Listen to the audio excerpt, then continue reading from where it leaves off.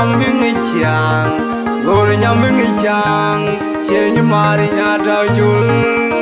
ciaŋ mari nya kom dang, kan nya wai do warga.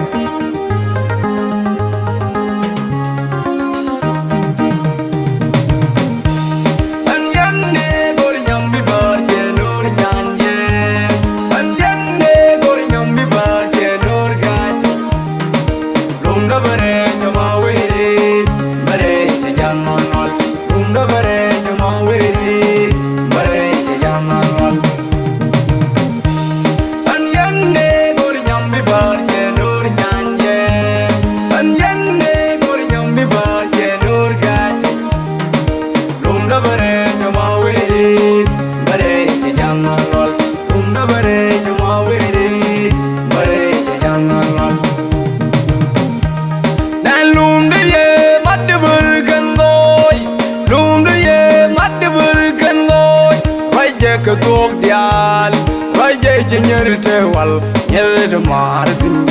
Amaguru raida, bamanjo mama, konwa mo kone tower, konwa mo kone doyang, konwa mo kone tower, konwa mo kone yellow lagan nyamai, konwa mo kone tower, konwa mo kone doyang, konwa mo kone yellow lagan nyamai. Anh wal me quenya gur kan Nyami je kon gur kan Nyami je nen anh Görä Nyami ga mi je ni mar nya tau chul am je ni mar nya tau chul am je ni mar nya kom dang ken nya wai de ni war gang nya twai.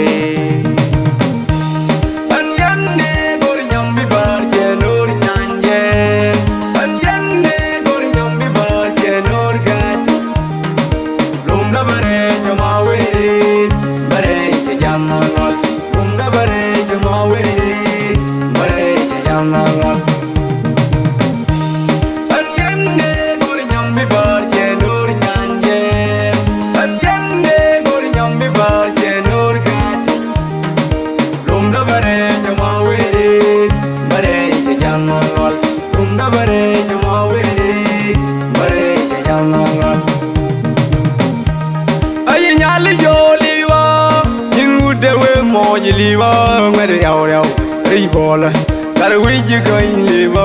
in gar wiji kain liva ay nyala yo liva in wude we mo liva ngade yaw yaw ribola gar wiji kain liva in gar wiji kain liva an joy chong abayan an joy chong abayan nyal me we ben ten Nyami bot gar nyal ngaye do tin ngo nyal me jang li yo ban nyam de li teleran an me job de li teleran ba mar ga tuk jang mo chwe chi wi de kai dor an dal li bang gare an dal li bang dal bang e dal me jen moi fa mu an yen ne Görä Nyami bar je nor nyan ye an yen ne Görä Nyami bar je nor ga lum da bare jama we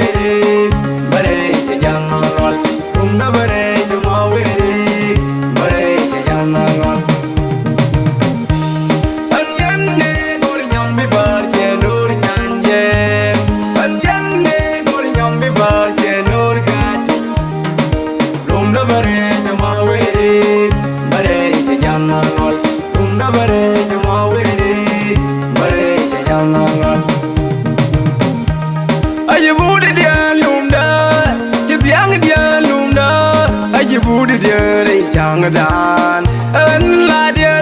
la chi bi jeng hoàng la chi bi jeng hoàng bi no de ya loi de jeng no de loi de jeng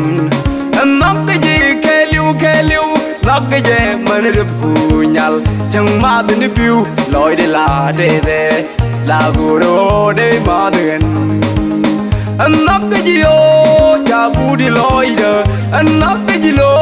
da budi loi de che pinil buaina en nak ke ji da mi jin kai je nyal jinnu ni bayur ba pan ne bay mul panne law balang en jeng nwar je wot bayiga on nya ya re balang en Ani ciaŋ noir ye worde baige Kang malwal he balang Ani ciaŋ noir ye worde baige Akuluko he balang Ani ciaŋ noir ye worde baige